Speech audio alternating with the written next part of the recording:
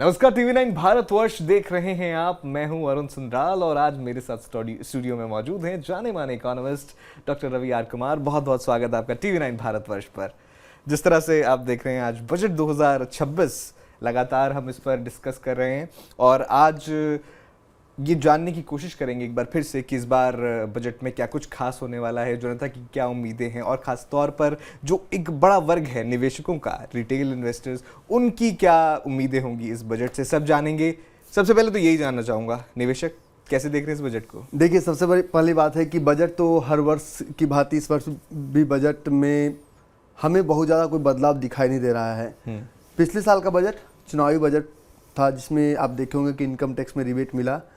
अब हम बात करें निवेशकों की बात। सबसे पहली बात है कि हम निवेशकों की बात उस देश में करने की बात कर रहे हैं जिस देश में ये निवेशक नहीं है। इनको एक गेमिंग ऐप और ट्रेडिंग ऐप में कोई डिफरेंस समझ में नहीं आता है। ये सिर्फ एक गैम्बलर हैं जो कि किस्मत के भरोसे कहीं ना कहीं बैठे हैं कि हमें किस्मत आजमाना है ट्रेडिंग में।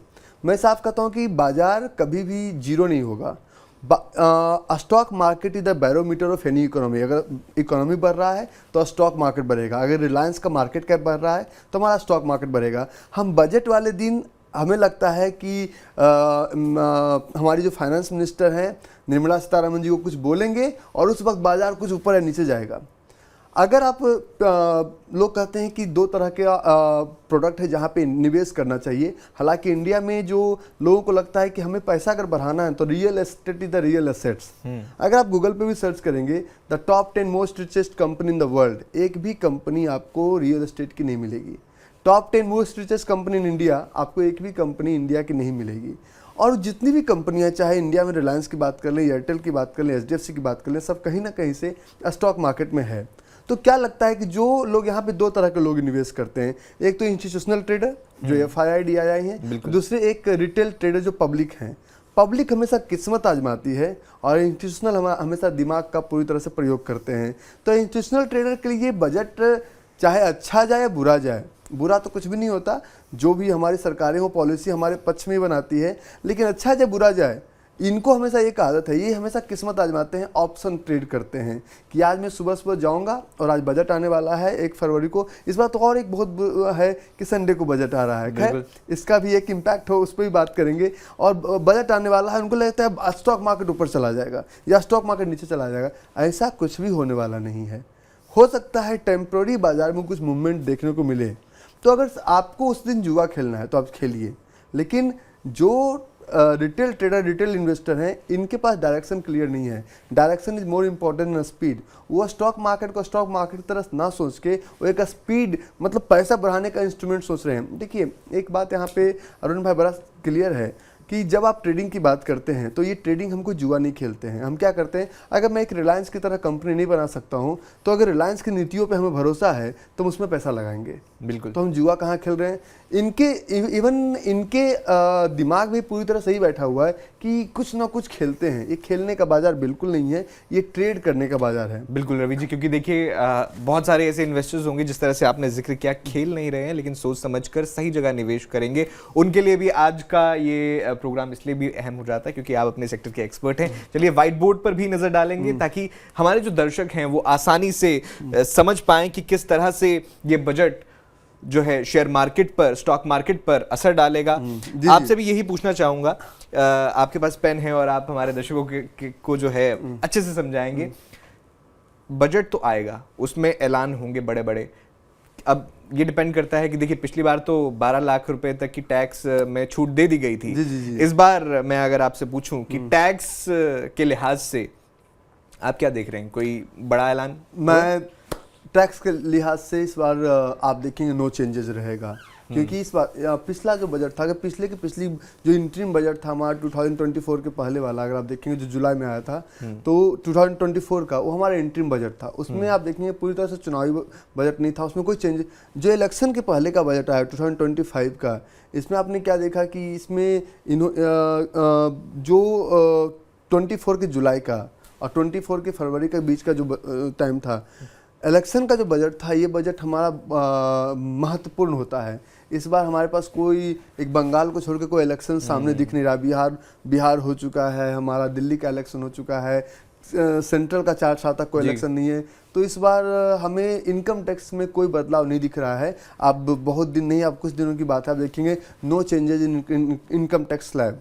और सरकार को अगर छूट देना है तो सरकार अभी भी जो बड़े इनकम टैक्स पेयर हैं उनको तो कोई छूट मिल ही नहीं रहा है, क्योंकि रूल्स अलग होना चाहिए था कि या तो सबके लिए इक्वलिटी पे हो, या तो मैं सरकार से हमेशा कहूँगा जब आप टैक्स की बात करते हैं, जीएसटी की बात करते हैं, वैट की बात करते हैं या मल्टीपल, तो हमारे यहाँ इंडिया में ना एक प्रॉब्लम से है कि non compliances cost is more than compliances cost. अगर आप एक छोटा सा प्रोप्राइटरशिप भी कंपनी चला रहे हैं और आप सोचते हैं कम टर्नओवर है, तो आपको एक कंप्लायंसेस ऑफिसर रखना ही पड़ेगा।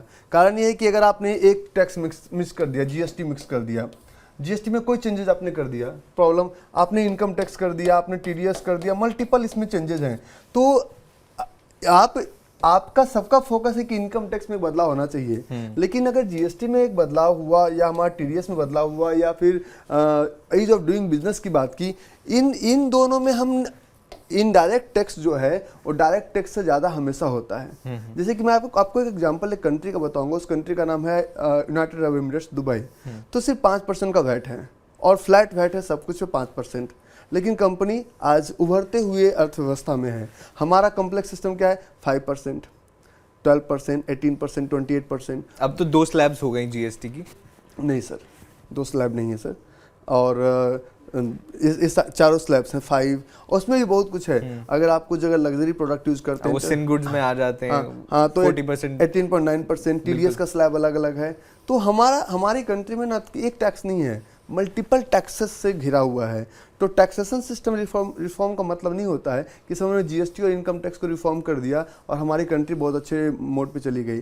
टैक्सेशन सिस्टम में रिफॉर्म्स का मतलब होता है कि ईज ऑफ डूइंग बिजनेस, और हर आदमी व्यापार कर रहा है। जब हमारे यहाँ जीएसटी, हमने कोई प्रोडक्ट लिया, फॉर एग्जांपल अभी जैसे कि एक जीएसटी रिफॉर्म आया था कुछ दिन पहले बीच में कि कपड़े पे जीएसटी कम हो गया है, आप सुने होंगे। तो 2500 के नीचे पे कम हुआ और 2500 के ऊपर बढ़ गया। अगर आज के रेट में ठंड का समय चल रहा है, एक जैकेट भी लेने जाए तो 2500 से ऊपर का भी है कोई ब्रांडेड जैकेट। तो इनडायरेक्ट टैक्स हमारे कंट्री में भी बहुत ज़्यादा है। अगर एक डायरेक्ट टैक्स तो आप चोरी मतलब कर भी सकते हैं थोड़ा बहुत खर्चे दिखा के। इनडायरेक्ट टैक्स का क्या करेंगे? रिवेन्यू जितना हुआ उस पर आप दे सकते हैं। और बहुत सारा रिफॉर्म्स है, तो शायद पब्लिक को डायरेक्ट की जगह इनडायरेक्ट टैक्स पे सोचना चाहिए कि इनडायरेक्ट टैक्स कैसे, उस पर कैसे काम किया जाए, क्योंकि बहुत सारी कंट्री का इकोनॉमी सिर्फ इनडायरेक्ट टैक्सेशन के ऊपर चल रहा है। अच्छा, टैक्सेशन के लिहाज से इस बजट में आप कौन से बदलाव एज एन एक्सपर्ट देखना चाहेंगे कि सरकार को इन चीज़ों पर ध्यान देना चाहिए इस बजट? देखिए, अगर मुझसे पूछा जाए सरकार कहीं ना कहीं मैं पब्लिकली बात करता हूँ, I don't have any problem, vote bank पे ज़्यादा फोकस्ड हो गई है। लेकिन इस बार तो चुनाव भी नहीं है ना, पॉपुलिस्ट बजट। हाँ, मैं बता रहा हूँ ना, चुनाव नहीं, बंगाल एक बंगाल सामने, फिर उसके बाद तो सरकार कहीं ना कहीं वोट बैंक पे ज़्यादा फोकस्ड हो गई है। लेकिन व्यापारी अगर आपके यहाँ नहीं बचेंगे तो बाजार बचेगा क्या? हम इतने सालों में, पहले अगर मुझे याद हो कि एक क्रांति आया था हमारे देश में कि बहुत सारे बजट, मतलब कि हम अगले 1 साल में कैसे परफॉर्म करेंगे और इकोनॉमी कैसे चलेगी, इस इकोनॉमी को देख के अच्छे इन्वेस्टर हमारे कंट्री में निवेश करेंगे। अभी हमारे यहाँ अच्छे इन्वेस्टर आ नहीं रहे हैं। हो सकता है प्रॉब्लम्स पहला ये हो कि इसके वजह से वो देख पा रहे हैं कि भाई मुझे बहुत ज़्यादा टैक्सेशन देना है, बहुत ज़्यादा ईज ऑफ डूइंग बिजनेस नहीं है, कम्प्लेक्स प्रॉब्लम्स चल रहा है। या फिर एक ये भी तो रिसर्च है कि आज इमिरेट्स एयरलाइंस खड़ी हुई दुबई में, वो सक्सेसफुल हो गई, हम एयर इंडिया को नहीं चला पाए। हमारे यहाँ पे हमारे यहाँ के एक भी एयरलाइंस बहुत टॉप पे नहीं है। मैं वो बात नहीं कहूँगा रिफॉर्म्स क्या होना चाहिए, रिफॉर्म्स भी आ रहा हूँ कि एक भी एयरलाइंस हम टॉप पे नहीं है। आज हम घड़ी पहनते हैं, हम अच्छी ब्रांड की घड़ियाँ हमारे इंडिया में नहीं बनती है, रोलेक्स, पटेक, अच्छी गाड़ियाँ मर्सिडीज, BMW, आप उन सब चीज़ों को छोड़ दीजिए, सबके हाथ में मोबाइल फ़ोन्स है जो कि हर एक इंसान यूज़ करता है। आखिर कहीं ना कहीं तो कमी रहा कि आज भी हम सर्विसेज के लिए पूरी तरह से अमेरिका पे डिपेंडेंट हैं और प्रोडक्ट के लिए पूरी तरह से हम चाइना पे डिपेंडेंट हैं।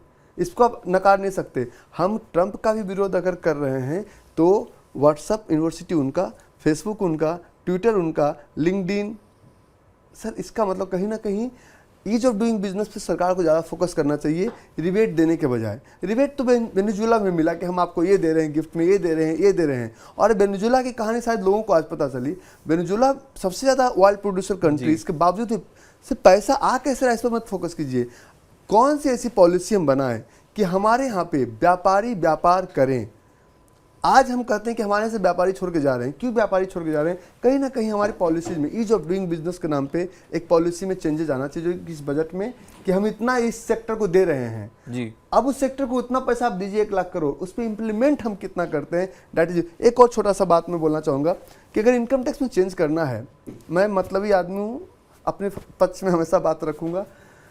जो लोग 500 करोड़ 1000 करोड़ जो प्लैटिनम टैक्स पेयर हैं उनकी कैटेगरी में आपको कोई छूट नहीं है। अभी भी 39% का टैक्स पे कर रहे हैं। आपने 12 लाख के नीचे वालों को छूट दिया है, उनको भी छूट दीजिए। आप सबसे ज़्यादा परेशान आज के डेट में वो वर्ग है जो वर्ग कमा रहा है, उसके कमाने की इच्छा इसलिए मर चुकी है, उनको at the end of day लगता है कि हम कमा रहे हैं और सरकार इनको छूट दे रही है।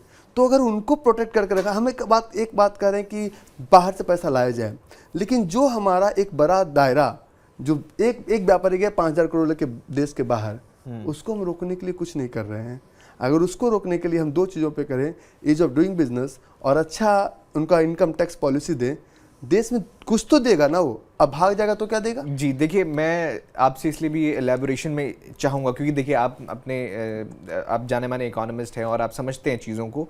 तो ईज ऑफ डूइंग बिजनेस की जब आप बात करते हैं तो किन स्टेप्स के जरिए वो अचीव किया जा सकता है? अभी सरकार की ओर से लगातार ये जो टर्म है ये लगातार इस्तेमाल की जाती है, ईज ऑफ डूइंग बिजनेस को प्रमोट कर रहे हैं, लेकिन क्या वो धरातल पर हो रहा है? कैसे होगा? क्या स्टेप्स लिए जाएं? क्या ज़रूरी है जो नहीं हो रहा है? अगर आप एक बार बताएं। देखिए मैं बताऊं एक चीज़, बड़ा सिंपल लाइन, एक लाइन में, ईज ऑफ डूइंग बिजनेस में सरकार कुछ नहीं करेगी, हमें पब्लिक को कुछ करना पड़ेगा। जिसके हाथ में जो आ रहा है, मैं सॉरी इसमें लिख के बता रहा हूँ ताकि आपको समझ में आए। बिल्कुल बिल्कुल। जिसके हाथ में जो आ रहा है लूटने की कोशिश कर रहा है। सुनने में अजीब लगता है, सरकार सड़क पे पॉलिथीन नहीं फेंकती है। हमने कहा कि हम क्लीनिंग के नाम पे करेंगे, हमने एजुकेशन नहीं दिया किसी को कहीं पे। हमारे अब आज हम एक डेटा लेके आते हैं मार्केट में, स्टॉक मार्केट के रिलेटेड डेटा है कि ये स्टॉक मार्केट में इतने निवेशकों के पैसे डूबे जी। किसी प्रोफेशनल्स ने आज तक आके नहीं रोया, मॉर्गन स्टैनले, गोल्डमैन से क्या कोई आके नहीं रोए कि हमारे इतने पैसे गए। क्यों नहीं रोया? क्योंकि they are well educated and they know how to do it. Government of Singapore का अगर एग्जांपल लिया जाए तो अकेली एक ऐसी कंपनी है, कंपनी इसलिए बोल रहा हूँ क्योंकि वो स्टॉक मार्केट में निवेश करते हैं 2 लाख करोड़। सर्च करेंगे गूगल पे which is the most largest FI investor in India, तो गवर्नमेंट ऑफ सिंगापुर है। इसलिए हम सुबह सुबह SGX निफ्टी वगैरह भी देखते हैं कि चलो जी क्या हो रहा है। अब समझिए कि वो निवेश कर रहे हैं पब्लिक। अभी मैं गोवा गया था कुछ दिन पहले, तो गोवा में हमने क्या देखा कि 2019 के कंपैरिजन में टूरिस्ट जो है 60 to 70% कम हो गए हैं। क्यों? क्योंकि वहाँ पे गवर्नमेंट का कोई दोष नहीं है। लोकल लोग करें कि हम टैक्सी नहीं चलाने देंगे जी। लोकल टूरिस्ट के पास ऑप्शन, सेम कॉस्ट में वो घूम के आ सकते हैं थाईलैंड, सेम कॉस्ट में वियतनाम घूम के आ सकते हैं। तो ईज ऑफ डूइंग बिजनेस सबसे बड़ा योगदान है पब्लिक का, गवर्नमेंट का नहीं। गवर्नमेंट अगर कुछ रास्ता चाह भी ले तो वो कुछ नहीं कर तब तक जब तक पब्लिक ना चाहे। क्या दिल्ली के गंदगी का स्टॉक मार्केट पे इम्पैक्ट नहीं पड़ता है। कंपनी आप सोचते हैं कि जो यहाँ ब्रांच लगाओगे, वियतनाम में कंपनी खोलो, चाइना में खोलो, कम से कम शुद्ध हवा मिलेगी। तो पब्लिक कैसे कंट्रीब्यूट कर सकती है ease of doing business? Sir public को पूरी तरह से एजुकेट करना चाहिए। जैसे स्टॉक मार्केट की बात है, आपने उनको AK-47 थमा दिया कि जाके आप फायरिंग करके आओ, डीमैट अकाउंट थमा दिया। डीमैट अकाउंट चलाना कैसे है, किसी भी इंडिया के किसी भी कॉलेज के किसी भी यूनिवर्सिटी में नहीं पता है कि हाउ टू प्लेस ऑर्डर, कैसे ऑर्डर लगाया जाए। किसी भी सिलेबस में, मैं IIM की बात कर रहा हूँ, मैं मुंबई यूनिवर्सिटी की बात कर रहा हूँ, इतने बड़े बड़े प्लेटफॉर्म का मैं नाम ले रहा हूँ, कहीं पे नहीं है how to become a trader. In fact उनका भी तैयारी होता है कैसे किया जाए। तो गवर्नमेंट को प्रॉपर एजुकेशन की बात की जाए कि कैसे, अगर एक डिमैट मीन्स व्यापार करने तो आप आ रहे हैं, लेकिन व्यापार करना कैसे है ये नहीं पता। एक दुकान खोल लिया आपने, दुकान चलाना कैसे है ये नहीं पता, तो आप उनको सीधा कुछ बांटिए मत, एक प्रॉपर एजुकेशन के चैनल के थ्रू गुजारिए। और हमारे भारत में एजुकेशन की क्या हालत है आप भी जान रहे हैं, हम भी जान रहे हैं। और हम अगर अमेरिका की बात करेंगे सर, तो दुनिया के 47 यूनिवर्सिटी जो वर्ल्ड के टॉप यूनिवर्सिटी है 100 में से, वो सिर्फ अमेरिका में है। हार्वर्ड की बात कर लीजिए, कैलिफोर्निया की बात कर लीजिए, तो सब अमेरिका में। अमेरिका, लंदन इसलिए क्योंकि वहाँ की यूनिवर्सिटी का पैटर्न बहुत अच्छा है। हमारे यहाँ यूनिवर्सिटी का पैटर्न हम बोलते हैं, लेकिन अगर है तो डेटा किधर है? एजुकेशन सेक्टर पे भी आएंगे, क्या बजट में उसे क्या मिल सकता है, लेकिन इन्वेस्टर्स पे फिर से आए। देखिए आपने जिक्र किया कि बहुत सारे ऐसे इन्वेस्टर्स होते हैं जो इन्वेस्टिंग, रिटेल इन्वेस्टिंग को जुआ समझते हैं, सट्टा समझते हैं कि हाँ अगर बजट है तो शायद ऊपर जा सकता है स्टॉक मार्केट, नहीं है तो गिरेगा। लेकिन बहुत सारे ऐसे भी होंगे जो रिसर्च करके कर रहे हैं, बहुत सारे, उनकी संख्या भी ऐसी होगी, उनको एजुकेट करना हो कि इस बजट में किन बातों का आपको ध्यान रखना है, किन चीज़ों पर आपकी नजर होनी चाहिए जब आप बजट की मैं आपको एक्सप्लेन करता हूँ थोड़ा सा। मुझे ये आपके लिए नेक्स्ट स्क्रीन चाहिए, मुझे अगला चाहिए। ठीक, थैंक यू। मैं एक आपको छोटा सा इसमें एक्सप्लेनेशन देता हूँ। एक सेकंड। हाँ, थैंक यू। देखिए एक चीज़, जब भी हम कहीं पे एक्स अमाउंट डालते हैं जी, तो बाजार में स्टॉक मार्केट लोगों को क्यों चाहिए? दो ही काम होता है, एंट्री करना और एग्जिट करना है। तीसरा कोई काम नहीं है। या तो एंट्री कर रहे हैं स्टॉक मार्केट में या तो एग्जिट कर रहे हैं, बीच का कोई कहानी नहीं। तो एंट्री हम लोगों ने क्या किया, हम लोगों ने बाय करके एंट्री किया, या तो फिर एक टर्म होता है शॉर्ट सेल करके एंट्री किया जी। चाहे आप कॉल लीजिए, पुट लीजिए, ऑप्शन लीजिए, फ्यूचर लीजिए। और एंट्री करने के बाद दो तरह से एग्जिट करते हैं। पहला एग्जिट करते हैं हम टारगेट के साथ और दूसरा एग्जिट करते हैं हम स्टॉप लॉस के साथ। हमारे गुरुदेव जो थे कहा करते थे कि दुनिया के जिस काम में एंट्री बहुत आसान होता है उस काम का एग्जिट बहुत डिफिकल्ट होता है। स्टॉक मार्केट में रिटेल ट्रेडर इसलिए फंसते हैं क्योंकि उनको बहुत इजी एंट्री मिल गया, इसलिए उनका एग्जिट पता नहीं है। तो एंट्री हमने बाय करके कर लिया और एक एग्जिट। एंट्री और एग्जिट प्लान में सबसे बड़ा समस्या, हमें चार चीज़ों को पता। पहला चीज यस का मतलब होता है, थोड़ा सा इसको देखेंगे हाँ, पहला होता है स्टॉप लॉस। ओके, या स्टॉप लॉस कि आपका स्टॉप लॉस क्या है। देखिए एसएल का बहुत सारा मतलब होता है जो हमारे लॉस को रोकता है। क्या जितने भी हमारे ब्रोकिंग कंपनीज है जो स्टॉक मार्केट में, मैं किसी ब्रोकिंग कंपनी का कोई रिश्ता नहीं है, क्या सिखाया है आपने कि आपके गाड़ी में ब्रेक कैसे लगाना है? सॉरी, दुनिया का कोई भी गाड़ी इसलिए स्पीड नहीं चलता है क्योंकि उस गाड़ी में एक्सीलरेटर बहुत अच्छा है, इंजन बहुत अच्छा है, टॉर्क बहुत अच्छा है, उसकी ब्रेकिंग अच्छी होनी चाहिए। ब्रेक अगर नहीं है, आप पहाड़ पे चढ़ा दिए, सामने कुछ रुकावट आया तो क्या होगा? फिर वापस नीचे। और एक्सीडेंटल ब्रेक लगाना किसी ने नहीं सिखाया। किसी व्यापार का पहले, चाहे फिजिकल करें, ऑनलाइन या ऑफलाइन, स्टॉप लॉस कहाँ लगाना है। स्टॉप लॉस के बाद दूसरा आपको मार्क करना है एंट्री। एंट्री मतलब हमेशा एक नियम है कि इसके नीचे आपको बाय करना है। हम लोग बाजार ऊपर जाते हैं, फोमे के शिकार है, लगता है कभी मिलेगा ही नहीं, तो एंट्री। दूसरा टारगेट पहले डिफाइन और साइज को। एक रिटेल इन्वेस्टर का इन चारों में से कुछ भी डिफाइन नहीं होता है कि स्टॉप लॉस कहाँ लगाना है, एंट्री कहाँ लगाना है, टारगेट कहाँ लगाना है, क्वांटिटी कहाँ लगाना है। स्टॉप लॉस का मतलब होता है स्मॉल लॉस, जो हमारे लॉस को रोकता है। गुरुदेव कहा करते थे stop loss is cost of doing business. Business करने का एक कॉस्ट है। तो एक रिटेल ट्रेडर सिर्फ और सिर्फ सोचता है कि मुझे टारगेट मिले। टारगेट तो मिलेगा आपको, लेकिन ये टारगेट अगर नहीं मिलेगा तो मैक्सिमम लॉस कितना ले सकते हैं आप? बिल्कुल। तो एक व्यापारी का जो मैक्सिमम लॉस होता है ये होता है 0.5%। 0.5% का मतलब 1 लाख में मैक्सिमम 500। यहाँ तो लोगों को ऑप्शन लगा के तुरंत डबल करना है।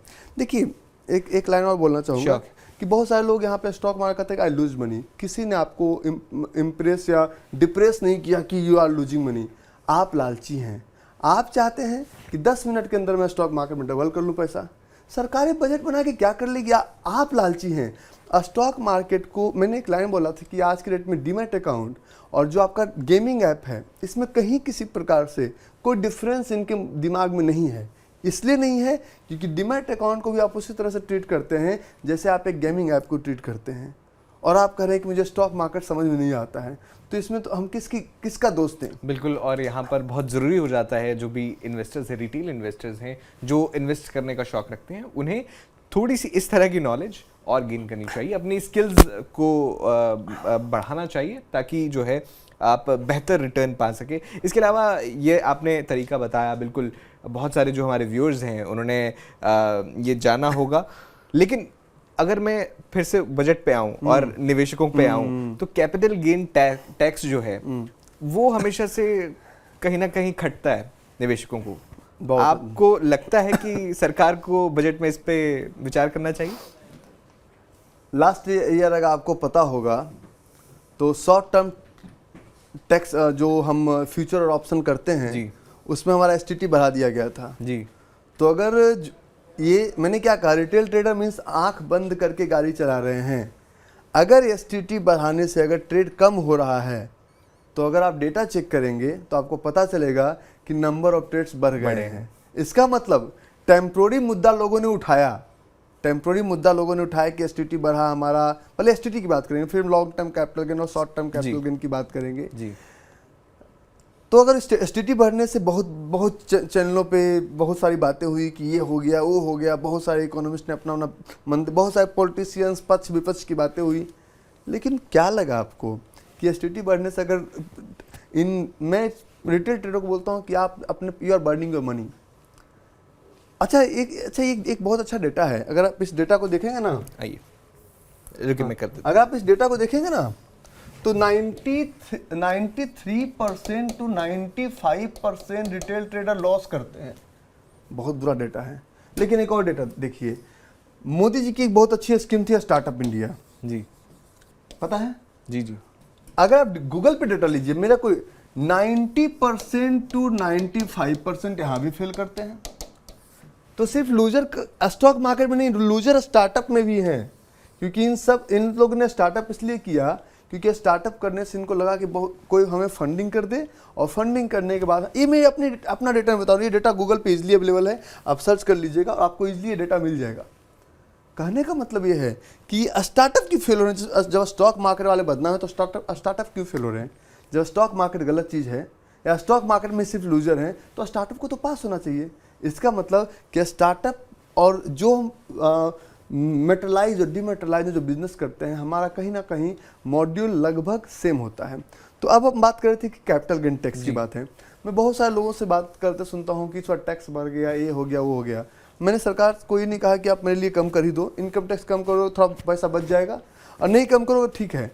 लेकिन जो लोग जिनको इससे फर्क पड़ता है, कमाने पे पहले कमा तो लो 10 करोड़ रुपया, फिर सोचना कि लॉन्ग टर्म कैपिटल गेन। सबसे बड़ी बात है, देखिए भारत में कुछ जगहों पे दिक्कत है लेकिन कुछ जगहों पे अच्छा है। यहाँ पे दो लोग मिलेंगे, कहीं को चलो प्राइवेट लिमिटेड कंपनी बनाते हैं, वहाँ पे मैं स्टार्टअप की बात कर रहा हूँ और डीमैट अकाउंट की बात कर रहा हूँ।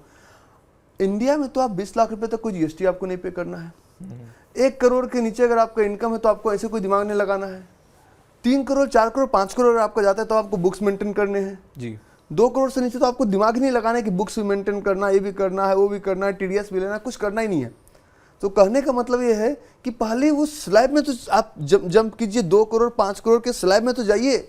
मेरा पेन अलग हो सकता है कि मुझे वो 2 करोड़ 5 करोड़ 10 करोड़ के स्लैब में जाने के बाद मुझे है कि अब थोड़ा सा कंप्लायंसेस कम हो जाता, तो जो डे बाय डे कि हमने कितने का चाय पिया वो भी मेंटेन करना पड़ता है, कितना ट्रेवलिंग किया, वो 1 करोड़ से ये वो लोग का पेन है कि थोड़ा सा कैपिटल गेन टैक्स कम हो जाए, जो कि अभी तक उस स्लैब में पहुंचे नहीं है। तो हाँ, टैक्स पे सरकार को लास्ट ईयर भी long term capital gain tax हमारा कम हुआ है, तो इस साल भी अगर कम हो तो बहुत अच्छी बात है, क्योंकि देखिए कैपिटल गेन टैक्स कम होने का एक बड़ा बेनिफिट होगा, पैसा हमारे देश में घूमेगा। सिंगापुर में भी इनकम टैक्स है 16%, हम लोग 17-18% हमारी कंपनी वहाँ टैक्स देती है, तो 16% के स्लैब से शुरू होकर। लेकिन वहाँ पे एक है लॉन्ग टर्म कैपिटल गेन और शॉर्ट टर्म कैपिटल गेन नहीं है। मतलब हमारा पैसा जो हमने कमा लिया एक बार उस पर टैक्स भर दिया, उसको घुमाते रहे। कोई दुबई में भी हमारी कंपनी है, दुबई में हमारी कंपनी पे है कि अगर उस पैसे को हम कहीं भी निवेश करके कैपिटल बढ़ाते हैं तो उसमें कैपिटल गेन टैक्स नहीं है। तो कैपिटल देखिए, हमारी सरकारें ऐसा सोचती है कि ज़्यादा टैक्स लेंगे तो कंट्री ज़्यादा बढ़ेगा। सबसे कम ब्याज दर है पूरे विश्व में सिंगापुर में, स्विट्जरलैंड में। तो most developed country in the world Switzerland. अगर हम ब्याज और टैक्स कम रखेंगे तो हमारे लोग पैसा हमारे पास ही रखेंगे। लेकिन यहाँ पर एक गतिरोध यहाँ पे भी आता है ना। देखिए, देश की आबादी आप 130 करोड़ मान लीजिए, और जो टैक्स देने वाले हैं, टैक्स पेयर्स हैं, उनकी संख्या बहुत कम है, 10 करोड़ से नीचे है उनकी संख्या। तो ये भी तो एक समस्या बन जाती है। टैक्स चोरी करने का कारण क्या बना? स्लैब। ईमानदारी वाली बात कि सरकार, कांग्रेस के सरकार में भी था टैक्सेशन स्लैब, अभी भी है। तो मैं कांग्रेस बीजेपी की बात नहीं, टैक्स चोरी करने का सबसे बड़ा कारण है कि हायर टैक्स स्लैब। जितना टैक्स स्लैब बढ़ाएंगे उतना टैक्स चोरी होगा। जीएसटी गवर्नमेंट का दे कि आपको 5% फ्लैट जीएसटी लगा देंगे मान लीजिए, तो लोग चोरी नहीं करेंगे। लोग कहेंगे ठीक है जी, वाइट में ट्रांजैक्शन करते हैं, इससे गवर्नमेंट का रिवेन्यू बढ़ेगा, रिवेन्यू कमेगा नहीं। तो जो जितना ज़्यादा आप कर लगाएंगे लोगों के ऊपर, उतना गवर्नमेंट का रिवेन्यू कमता है। हम जितना कम कर लगाएंगे उतना लोग, आज वहाँ 500 करोड़ ब्लैक में, वहाँ 500 करोड़ ब्लैक में, दुबई में तो सब कुछ लोग कहते हैं कि पर्सनल अकाउंट से ट्रांजैक्शन करो। क्यों? गवर्नमेंट कहती है हम पर्सनल अकाउंट पे कोई टैक्स नहीं लगाएंगे, वैट लगाएंगे। वैट ही लगा रहे ना। यहाँ जीएसटी भी है, वैट भी अलग से है, टैक्स भी है, long term capital gain tax, income tax. आप लंदन पूरा यूरोप आप घूमिए, आपको कहीं सड़क पे टोल टैक्स नहीं मिलेगा, कहीं पूरे सड़कों में टोल टैक्स नहीं मिलेगा। यहाँ पे टोल टैक्स भी है, मल्टीपल टोल टैक्स है। तो अभी हम आए हैं गुरुग्राम से, बहुत ट्रैफिक था, तो मैं भाया मुंबई एक्सप्रेस पे, पहले सोहना का टोल टैक्स, मुंबई एक्सप्रेस का टोल टैक्स, फरीदाबाद वाला टोल टैक्स, तीन टोल टैक्स में कट करके आया हूँ। समय थोड़ा बचा, और लेकिन दूरी 88 किलोमीटर का। ऐसे आते तो हमारा 55 किलोमीटर का दूरी पड़ता। कहने का मतलब ये हुआ कि ज़्यादा टैक्स लाने से हमारे जो सिटीजन्स हैं, जो नागरिक हैं, मुर्गी से सारा अंडा मत निकाल लिए। जैसे कि व्यापारी मान लीजिए टैक्स के स्लैब को समझते हैं। चलिए आप यहीं पे कर लीजिए। हाँ, नहीं ये देखिए, ठीक है, ओके। मान लीजिए एक व्यापारी मेरे पास 100 रुपया आया, तो 100 रुपया किसी न किसी गेटवे के थ्रू आ रहा है। अमेरिकन एक्सप्रेस का कार्ड यूज किया कुछ, तो 2% to 3% गेटवे वाला ले गया, -18% हमारा जीएसटी चला गया। अब व्यापारी के पास ट्रेड करने के लिए हमारे पास रहा 80% पैसा रहा, 80% में ऑपरेशनल कॉस्ट हो गया। मान लीजिए सब खर्चा करके मेरे पास रहा 30 रुपया। अब जो 30 रुपया हमारे पास बचा, इसका हमें देना है 30 to 35% मिनिमम टैक्स देना है। तो कहता है कि सजा कमाओ ही मत। जितना टैक्सेशन स्लैब को इजी रखेंगे, उतना ज़्यादा पैसा बैंक में रहेगा, और जितना ज़्यादा पैसा सर्कुलेट करेगा, उतना ज़्यादा हमारा इकोनॉमी बढ़ेगा। तो लोग कहते हैं कि अमेरिका वेल एस्टेब्लिश्ड इकोनॉमी है, we are not well established economy. तो ये टैक्सेशन का पैसा हमारे इकोनॉमी में जाएगा, और शायद इसी वजह से हम इंडिया में कोई बहुत बड़ी कंपनी, अभी 2 चीज़ सबसे ज़्यादा बिकता है, मोबाइल फ़ोन सबके हाथ में है। हम कोई देखिए, आज चाइना पे कोई अटैक करें तो चाइना को कोई फ़र्क नहीं पड़ेगा, क्योंकि उनका व्हाट्सअप अपना, सब कुछ अपना। हमारे इंडिया में कोई व्हाट्सअप ऐसा सिस्टम हम जानते हैं कि आप भी यूज़ नहीं करते होंगे। हमारे पास कोई अपना सर्च इंजन नहीं है गूगल की तरह, हमारे पास कोई सोशल मीडिया वेबसाइट नहीं है। तो कहीं ना कहीं अगर इसको टैक्सेशन सिस्टम को ईजी किया जाए, तो इंडिया के भी स्टार्टअप्स स्टैंड अप में आएंगे, बड़ा हिस्ट्री क्रिएट करेंगे। तो कॉर्पोरेट टैक्स और इनकम टैक्स बड़े स्लैब वालों को छूट दीजिए। स्टार्टअप्स के लिए आपसे मैं पूछना चाहूँगा, देखिए आपने बहुत बार जिक्र किया अपने जब आप एक्सप्लेन कर रहे थे, स्टार्टअप्स के लिए सरकार को बहुत कुछ करने की जरूरत है। आपने बताया कि 90 to 95% स्टार्टअप्स, ये मेरा डेटा नहीं है, फेल हो जाते हैं, जो आपने बताया गूगल से देख के। लेकिन आप क्या समझते हैं कि इस बजट में ऐसी कौन सी घोषणाएं होनी चाहिए ताकि स्टार्टअप्स को थोड़ा बूस्ट मिले, एमएसएमईज हैं उनको बूस्ट मिले, जो फेलियर रेट जो निकल कर आता है वो थोड़ा कम हो जाए, और आगे जाकर ये यूनिकॉर्न्स बने? आप गवर्नमेंट की भाषा में सुनना चाहते हैं कि एक व्यापारी की भाषा में? मैं व्यापारी की ही सुनना चाहता हूँ। बिल्कुल। देखिए, गवर्नमेंट की भाषा में सुनेंगे तो गवर्नमेंट देखिए चीज बोलती है कि हम आपको पैसा देते हैं। अगर पैसे से पैसा बनता ना, तो सब लोग अरबपति बन जाते हैं। यहाँ पे मैंने एक लाइन बोला था कि non compliances cost is, non compliances जो होता है हमारा, और कंप्लायंसेस, जैसे आपने एक कंपनी बनाया, इतना ज़्यादा उसमें है। पर्सनली मैं इस चीज़ का भुक्तभोगी हूँ, पब्लिक प्लेटफॉर्म में बात कर रहा हूँ। मैंने एक कंपनी बनाया प्राइवेट लिमिटेड, बिल्कुल अपना बिल्डिंग, अपना ऑफिस, बिल्कुल कॉमर्शियल बिल्डिंग, और मेरा जीएसटी कैंसिल कर दिया गया। 2 महीने बिना जीएसटी के हम काम किए, और सबको पता है कि बिना लेन देन का काम नहीं चलता। इसमें मोदी जी क्या कर लेंगे या प्राइम मिनिस्टर क्या कर लेंगे, दूसरे प्राइम मिनिस्टर आएंगे वो क्या कर लेंगे? तो वो जो कैंसिल करने वाले थे वो भी हम में से ही कोई एक थे, समझिए। तो नॉन कंप्लायंसेस, आपने अगर जीएसटी नहीं भरा तो इतना फाइन। प्रॉब्लम ये है कि पहले उनको शुरुआत में आप नॉन कंप्लायंस से बचाइए। जैसे कि एक स्टार्टअप इंडिया स्कीम लाया आपने, स्टार्टअप इंडिया के तहत कहा कि आपने 10 साल में से कोई भी 3 साल आप ऐसा चूज कीजिए कि हम आपसे टैक्स नहीं लेंगे। बहुत अच्छी बात है, लेकिन 10 साल वो सस्टेन तो करे पहले। उस 10 साल के उसमें क्या कहा कि आप 30% के टैक्स स्लैब में हैं, और अगर आप दूसरे स्कीम को सेलेक्ट करते हैं तो आप आ जाते हैं 25% के स्लैब में। तो डायरेक्टली गवर्नमेंट के जो पॉलिसी मेकर्स हैं, वो जो पॉलिसी मेकर्स है कहीं ना कहीं से घुमा के कान से पकड़ लिए हमारा। स्टार्टअप इंडिया सक्सेसफुल नहीं है। आप अगर इसे कहते हैं कागजों पे, उसी तरह से जिस तरह से हमारा जीडीपी देश की दुनिया की चौथी अर्थव्यवस्था है। दुनिया की चौथी अर्थव्यवस्था की बात करें, अमेरिका का पॉपुलेशन हमारा है 34 करोड़, इंडिया का पॉपुलेशन है 1.5 अरब 150 करोड़ जी। तो अगर हम बात करें अमेरिका और इंडिया में, तो अमेरिका का हम 35 ट्रिलियन का, और 150 करोड़ डिवाइडेड बाय 4 ट्रिलियन, तो हम गरीब की श्रेणी में आते हैं, हम अमीर की श्रेणी में आते ही नहीं है। ये बात हमेशा रहती है कि जो जीडीपी पर कैपिटा है वो कम है देश का। जीडीपी भले ही चौथी बड़ी अर्थव्यवस्था है, लेकिन जीडीपी पर कैपिटा है, एक व्यक्ति के हाथ में कितना आ रहा है वो बहुत कम है। उसमें हमारे पड़ोसी देश शायद एक दो वो ज्यादा आगे निकल गए। बिल्कुल बिल्कुल बिल्कुल, सब मैं नाम नहीं लूंगा। तो कहने का मतलब कि नॉन कंप्लायंसेस जो है ना, एक व्यापारी इतने कंप्लायंसेस फंस जाता है, जीएसटी 2 दिन डिले हो गया, मतलब शुरुआत में उनको एक कंप्लायंसेस की पूरी टीम चाहिए जो हर एक बिल का अब व्यापारी सोचता है शुरुआती दौर में कि चलो जी हम थोड़ा सा सस्ते में कहीं काम निपटवा लें, उसका बिलिंग, फिर उसका टीडीएस आपने नहीं काटा, टीडीएस नहीं काटा तो अलग फाइन, टीडीएस काटा तो अलग फाइन। तो ईज ऑफ डूइंग बिजनेस को इस बजट में आराम दीजिए, क्योंकि वही स्टार्टअप व्यापारी कभी जाके बड़ा बनेगा। 90% स्टार्टअप फेल हो गए, इसका मतलब सोचने वाली बात है कि क्यों फेल हुए, और वो अगर पास होते तो कहीं ना कहीं हमारी इकोनॉमी में योगदान देते, तो इकोनॉमी में बढ़ेगा तभी तो बजट बढ़ेगा। तो यहाँ पर आपने बहुत महत्वपूर्ण पॉइंट बताया कि कंप्लायंसेस जो हैं उनको कम करना जरूरी है, उन्हें उनमें सुधार करना जरूरी है। इसके अलावा देखिए हमारे यहाँ व्यापारी को अप्रिसिएशन नहीं मिलता। मैं आपको एक एग्जांपल बताता हूँ। पहले एक प्लैटिनम टैक्स पेयर सर्टिफिकेट मिलता था।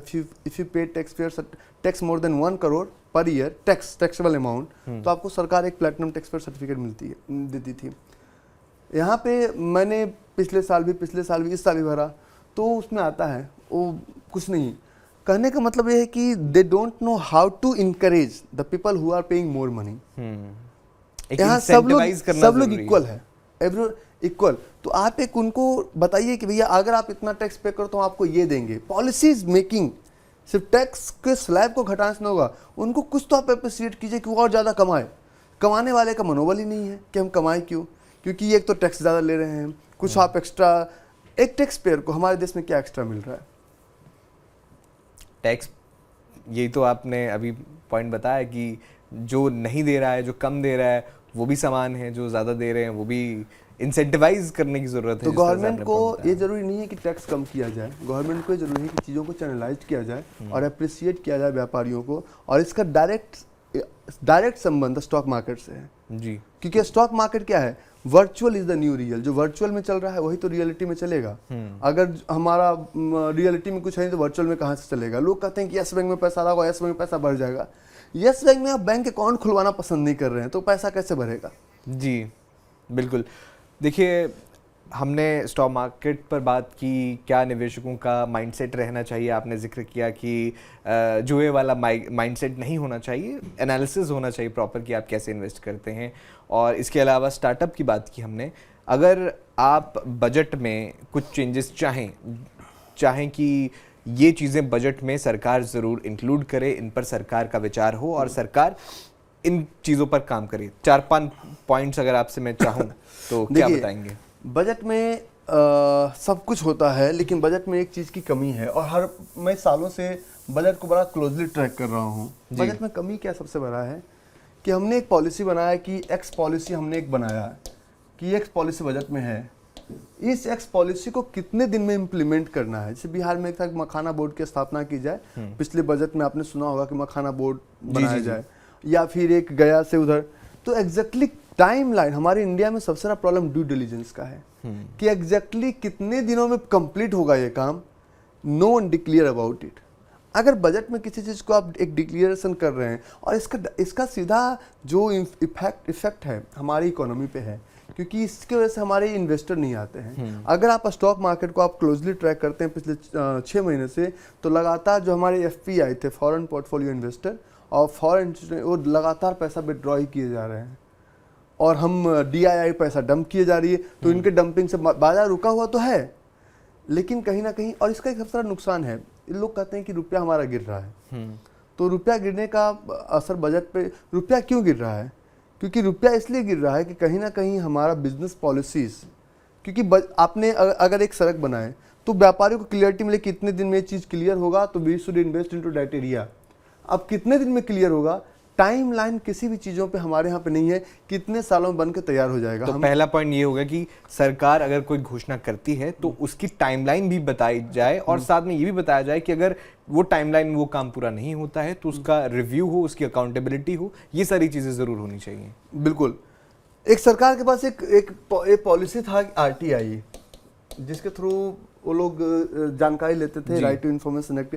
हम तो कहते हैं कि एक ऐसा सिस्टम लाइए जिसमें बिना अपनी पहचान बताए सरकार तक बातें पहुंचाई जाए और हम ट्रैक कर सकते हैं कि उस बातों पे क्या हुआ। हमारे सरकारी किसी भी बजट लाए तो इस पर बजट खर्च कीजिए ना, ड्यू डिलीजेंस कीजिए चीज़ों का कि हमारे अफसर कितना काम कर रहे हैं, सिस्टमेटिक स्ट्रांग बनिए। हमारे सिस्टम है ही नहीं। अगर आप एक फाइल पड़ा हुआ है कहीं पे, 4 दिन का जाति प्रमाण पत्र बनने का 2 दिन का समय है, अगर उनका मन नहीं करे 15 दिन तक वो साहब छुट्टी पे हैं। अगर एक फलाने किसी भी लाभार्थी को कुछ मिलना है, कुछ इंदिरा आवास मिलना है, कुछ भी मिलना है, वो मिल रहा है 2 साल बाद, 3 साल बाद। अगर हमने एक हेल्थ स्कीम का, तो जिस तरह से एक ड्यू डिलीजेंस होना चाहिए। ड्यू डिलीजेंस, ये आपका पहला पॉइंट था कि और टाइमलाइन बहुत जरूरी है कि अगर कोई ऐलान होता है, नियम बना दिया जी, कितने दिन में नियम का पालन होगा, तो उसका उस पर एक अलग डिपार्टमेंट बिठाइए। बिल्कुल। कि भैया हर एक डिपार्टमेंट में हम एक बजट देते हैं इतना 5% का 10% का, जो कि इस काम को चेक करेगा। और पब्लिक के पास जब तक आप ट्रांसपेरेंट नहीं रहेंगे तो बड़े बड़े जो आज जो सुनते हैं कि 8,000 जो HNIs थे वो लेके चले गए, अगर वो 1,000 करोड़ भी लेके गए, 10,000 करोड़ भी लेके, 1 लाख करोड़ भी लेके गए, तो हमारा पैसा था। हमारा पैसा आज ब्रिटेन चला गया, हमारा पैसा आज US चला गया, तो ये स्टॉक मार्केट क्या था हमारे इकोनॉमी में तो कम से कम पैसा घूमता।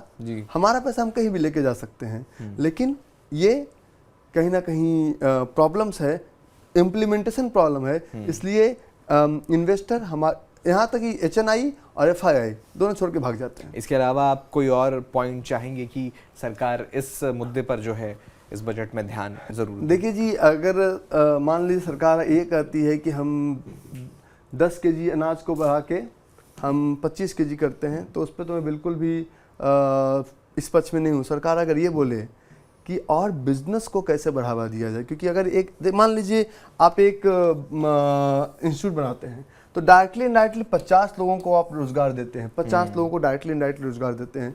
सरकार कितना रोजगार, सरकार कुछ लोग इधर झूठे वादे करेंगे, कुछ लोग इधर झूठे वादे करेंगे। आप अगर एक व्यापारी को क्रिएट करने का अच्छा सा मौका बना देंगे तो बाय डिफॉल्ट आपके यहाँ रोजगार क्रिएट हो जाएगा। हम गए इस क्षेत्र में हम इतना रोजगार देते हैं, इस क्षेत्र में हम इतना रोजगार देते हैं, ये पॉलिसी हम लाएंगे। पॉलिसी से अच्छा कि एक इंडस्ट्री को एस्टेब्लिश करने का एक अच्छा रास्ता निकालिए। अच्छा, इस पॉइंट से मैं ये समझ रहा हूँ कि किसी इंडस्ट्री को सपोर्ट दिया जाए बजाय इसके कि आप फ्रीबीज दें या ये दूसरी सारी फ्रीबीज से कुछ नहीं होगा। पिछले साल भी बहुत सारे फ्रीबीज आए, इस साल भी आए। हमने इस महिलाओं के सम्मान में इतना, वो तो 10,000 खर्च हो जाएगा, लेकिन हमारी इकोनॉमी में इसका कोई इफेक्ट नहीं पड़ेगा। तो ऐसे स्टार्टअप्स बनाया जाए, ऐसे इंडस्ट्री को सपोर्ट किया जाए जो रोजगार दे। मैं आपको एक लाइन बताता हूँ कि मान लीजिए हमारे से 100 मित्र हैं, हम नहीं कहते, अगर हम 100 लोग मिलके सिर्फ 10 लाख रुपीस लगाते हैं तो 10 CR होता है जी। 10 करोड़ में एक आटा पीसने वाली फैक्ट्री बन सकती है, जिसमें कम से कम 100 लोग डायरेक्टली इनडायरेक्टली इन्वॉल्व होंगे और 100 लोगों का रोजगार होगा। सरकार को बाय डिफॉल्ट GST मिल रहा है। आपने कहा कि नहीं जी, हम तो आपको दूसरे पॉलिसी के थ्रू पैसा देंगे। मैंने क्या पॉलिसी? तो हम सबको दे देंगे 1-1 लाख रुपए दे देंगे। 1-1 लाख रुपए हम लेंगे, खाएंगे, सो जाएंगे, और वो उतने लोगों तक उसकी पहुंच भी नहीं होगी। लेकिन अगर आप इस पॉलिसी को जिंदा, व्यापार को, आखिर 90% स्टार्टअप क्यों मर रहे हैं, पहला क्वेश्चन, उसको बचाने का काम कीजिए। अगर वो बच गया तो आपको किसी और चीज पे काम करने की जरूरत ही नहीं है। मतलब ये व्यूअर्स के लिए एक बार फिर से बता दूं कि जो डॉक्टर रवि कुमार हैं वो यहाँ पर सीधा सीधा ये मांग कर रहे हैं कि इस बजट में स्टार्टअप्स को सपोर्ट करने के लिए, व्यापारियों को सपोर्ट करने के लिए ऐसी पॉलिसीज जरूर होनी चाहिए ताकि उनका फेलियर रेट कम हो और वो आगे जाकर रोजगार जो है सृजित करें। आपके फाइनल कमेंट्स बजट पर चाहूंगा, वेरी शॉर्ट, वेरी प्रिसाइज और वेरी क्रिस्प। क्या कमेंट्स रहेंगे इस 2026 के बजट पर आपके? अभी तो आया नहीं है, आने वाला है जी, लेकिन हम बजट तो कुछ भी हो चलेगा, लेकिन एज ए पब्लिक हमें अपना सिविक सेंस अच्छा रखना है, देश के प्रति और उसके प्रति। एज ए पॉलिसी मेकर हमें अच्छी पॉलिसी बनानी है, और एज इन्वेस्टर हमें अपने देश से प्रेम रखना है। आज न कल सरकार हमारी बातों को ज़रूर सुनेगी, और नहीं सुनेगी तो ये सरकार कमज़ोर नहीं हो रही है, हम कमज़ोर हो रहे हैं। मेरे पास तो बहुत सारे ऑप्शन है दुबई, लंदन, अमेरिका शिफ्ट करने का, लेकिन ये पैसा वहाँ लेके जाएंगे, हमारी पहचान खत्म हो जाएगी। तो यहाँ रह के देश को मजबूत बनाए, व्यापार को मजबूत बनाए, और सरकार से तक बातों को पहुँचाने की कोशिश करेंगे। भैया व्यापारी के लिए कुछ करो। हम क्या कहते हैं, फलानी जाति के लिए, फलाने धर्म के लिए। धर्म जाति छोड़िए, व्यापारी के लिए कुछ होगा। व्यापारी जॉब क्रिएटर है, तो बजट में व्यापारियों के लिए कुछ होना चाहिए। बिल्कुल। और बहुत बहुत धन्यवाद आपने डॉक्टर रवि, आपने अपने विचार रखे, व्यूअर्स को एजुकेट करने की कोशिश की। शुरुआत ही आपने की थी कि व्यूअर जो हमारे जो लोग हैं देश के, चाहे वो रिटेल इन्वेस्टर हैं, अवेयरनेस बहुत ज़रूरी है, एजुकेशन बहुत ज़रूरी है इन चीज़ों पे। तो आपके इस डिस्कशन से कुछ ना कुछ उन्होंने बिल्कुल सीखा होगा, और उम्मीद करते हैं कि सरकार इस बार के 2026 के बजट में जिस तरह से आपने जिक्र किया व्यापारियों के लिए कुछ ना कुछ बड़े ऐलान, बड़ी सौगातें ज़रूर लाएंगी। बहुत बहुत धन्यवाद एक बार फिर से TV9 भारतवर्ष से जुड़ने के लिए। बाकी खबरों के लिए आप देखते रहिए TV9 भारतवर्ष।